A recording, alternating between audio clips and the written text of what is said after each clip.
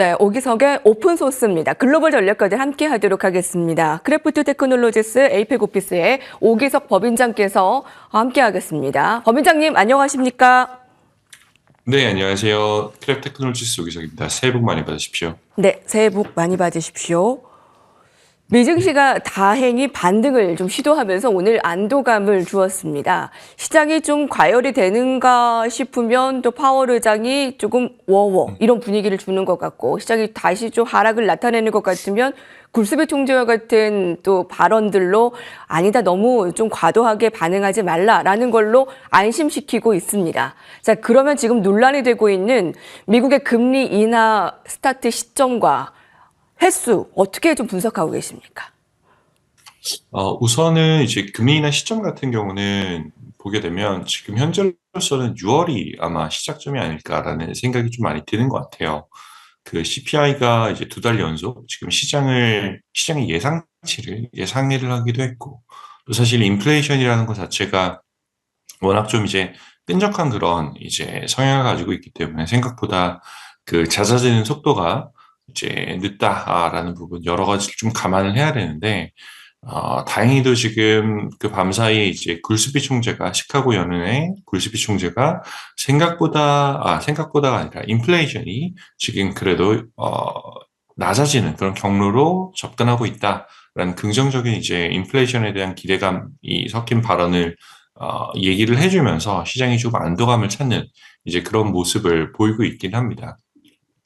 시장이 사실 어제 같은 경우, 그러니까 지난밤 말고 하루 전 같은 경우는 이제 문제가 됐던 것 중에 하나가 연준은 여전히 지금 2%의 물가 상승률을 타겟을 하고 있는데 지금 시장의 예측치는 2.9%였던 게 3.1%가 나왔거든요. 이제 그러면서 여전히 아직 시장의 그 연준의 목표치보다는 1% 이상 차이가 벌어져 있는데 이 과정에서 연준이 금리 인하를 시작을 하겠는가? 라는 것에 대한 이제 불안감이 굉장히 많이 나타났던 그 하루였다고 생각을 하고 있고요. 다만 오늘은 이제 그 악재를 소화를 하면서 시장이 이제 반등에 조금 성공하는 모습을 지금 보이고 있는 그런 상태입니다. 지금 3월이었던 이제 기대감이 6월로 지금 미뤄지긴 했지만 CME 페드와치를 보면 지금 6월 기준으로 보면 금리 인하가 시작될 것이다. 라는 기대감이 한 80% 정도의 확률을 예측을 하는 것 같아요. 그 중에서는 한 차례 금리 인하도 있고 어디서는 두 차례 금리 인하까지 갈 수 있다라는 다양한 지금 이제 금리 인하에 대한 기대가 이제 그 현재 형성이 되고 있는데 그 3월 금리 인하에서 6월로 밀린다라고 사실 그렇게 불안해할 것만은 없다라고 이제 말씀드리고 싶은 게 그 작년부터 사실 글로벌 은행들 을 보면 3월 금리 인하를 기대하는 3월 캠프하고 6월 금리 인하를 기대하는 6월 캠프 두 가지 캠프로 나뉘었는데 3월 캠프 같은 경우는 그 금리 인하에 대한 그 배경이 뭐였냐면 급격한 경기 침체가 발생하면서 빠른 금리 인하를 할 수밖에 없을 것이다. 라는 그런 논리였거든요. 거의 대부분의 은행들, 거의 대부분이라면 좀 그렇지만 절반이 넘는 은행들은 사실 6월 금리 인하를 예상을 하고 있었습니다. 그렇게 생각해 본다면 지금 6월 금리 인하 자체가 사실 투자자들이 걱정할 그런 사항은 아니다라는 이야기까지 같이 좀 드리고 싶습니다. 네. 다시 안정적인 모습을 보인 부분에 대해서 분석해 주셨습니다. 이렇게 시장이 CPI 발표 이후에 좀 크게 흔들렸던 모습에 좀 차익 실현 빌미가 되었던 것 같은데 6월의 금리 인하 시작이 지금 패드워치에서는 한 80%가량 좀 분석이 되고 있습니다. 지금 세계 펀드 매니저들이 경제 성장에 낙관하고 있는 조사가 보이고 있습니다. 지금 시장의 해답은 기술주, 특히 AI를 기반으로 한 기술주, 이게 시장의 핵심인 건 알겠는데 지금 진행 중인 열기에 가담해도 되는가? 이 부분이 좀 궁금합니다. 어떻게 보세요? 네, 아무래도 많은 투자자분들이 현재 좀 우려하시는 부분 중에 하나가 기술주가 좋은 건 알겠는데 그럼 어디까지 내가 투자를 해야 되는가라는 그런 부분이라고 생각을 하고 있어요. 그 사실 질문에서 말씀 주셨던 것처럼 지금 현재 전 세계 펀드 매니저들이 경제 성장에 대해 현재 낙관하고 있는 상황인 건 맞는 것 같습니다. 그 경제 성장 자체도 보면 인플레이션 지표에서 보듯이 여전히 굉장히 견조한 모습을 보이고 있고요.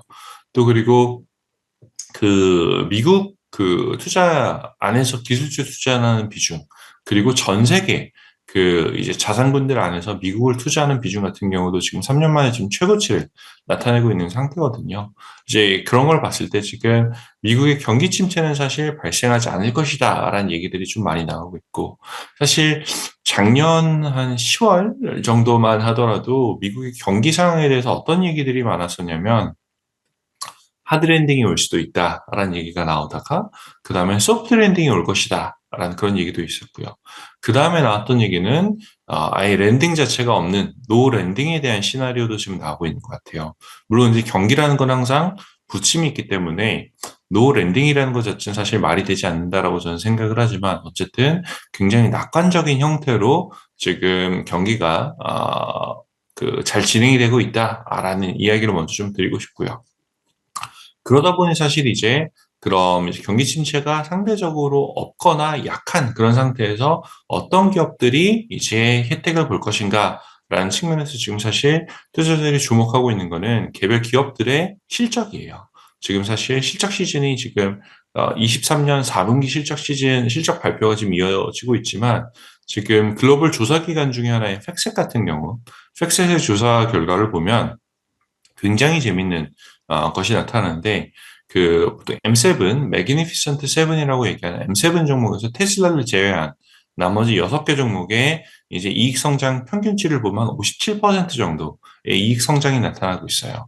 나머지 S&P 500 안에서 앞에 6개 종목을 제외한 나머지 464개 종목 같은 경우는 평균 이익 성장률 예상치가 마이너스 10%입니다. 그렇게 본다라고 하면 경기 침체가 발생할 가능성은 낮다라고 보지만 실제 기업들의 실적을 보면 굉장히 두 부분으로 좀 갈라지는 것 같아요. 그래서 기술주 중에서도 대형 기술주 위주의 이제 이익 성장세가 두드러지고 나머지 S&P 500 안에 있는 기업들 같은 경우는 상대적으로 그 성장세가 낮은 이제 그런 모습 보이고 있는데 이렇게 된다라고 했을 때는 결국 주가는 실적의 함수다라는 걸 감안하면 당분간 여전히 또 기술주가 시장을 주도하는 가장 강력한 섹터가 되지 않을까라는 생각이 듭니다.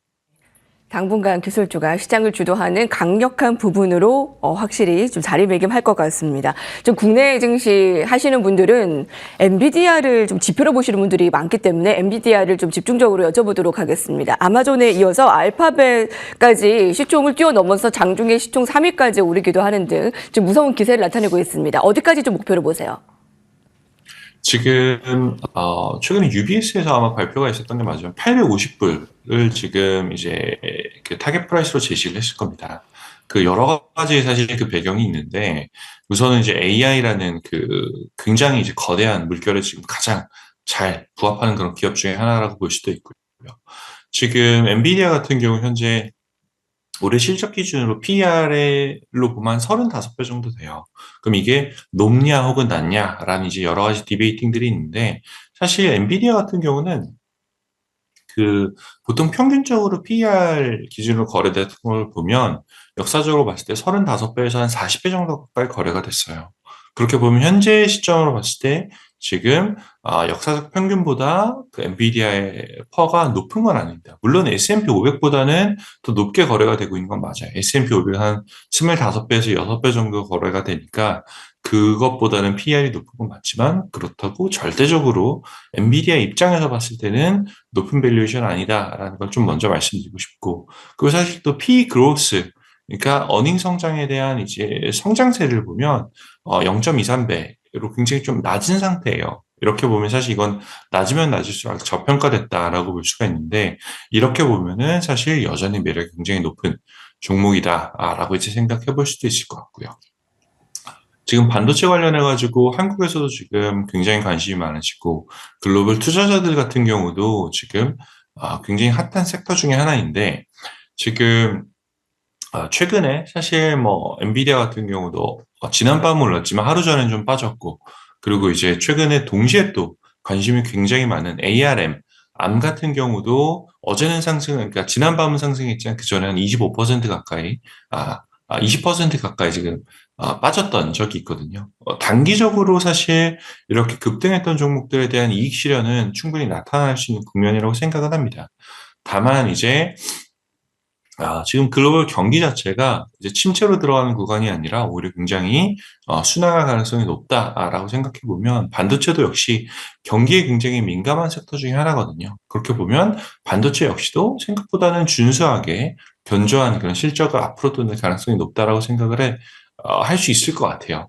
그렇게 보면 앞으로도 이제 그 엔비디아, 특히 이제 엔비디아 같은 경우는 단순 경기뿐만 아니라 AI 인공지능이라는 그 거대한 산업 변화의 가장 큰 수혜주기 때문에 단기적인 이제 등락은 있겠지만 장기적으로는 여전히 유효한 그런 기업이라고 생각을 합니다.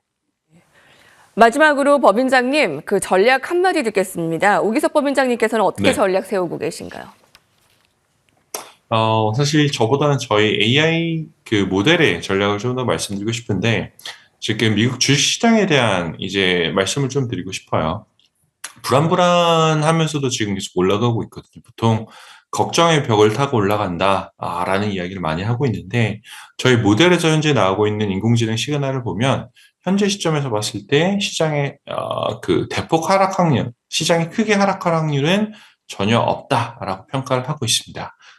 뭐 여러 가지 이제 그 불안감들은 있지만 AI 모델이 데이터를 바탕으로 지금 시장의 불안감을 산출한 그런 결과를 보면 여전히 현재 시장이 참가해도 굉장히 긍정적인 상황이다. 라는 시그널이 나오고 있으니 역시도 한번 그 시청자분들께서 투자에 참고해 보시면 좋을 것 같습니다. 네, 크래프트 테크놀로지 오기석 법인장님과 함께했습니다. 감사합니다. 네, 감사합니다. 미 증시의 반등을 보고 오늘 국내 증시 시작하게 됐습니다. 자, 좀 더 좋은 흐름을 기대하면서 저희는 여기서 마치겠습니다. 고맙습니다.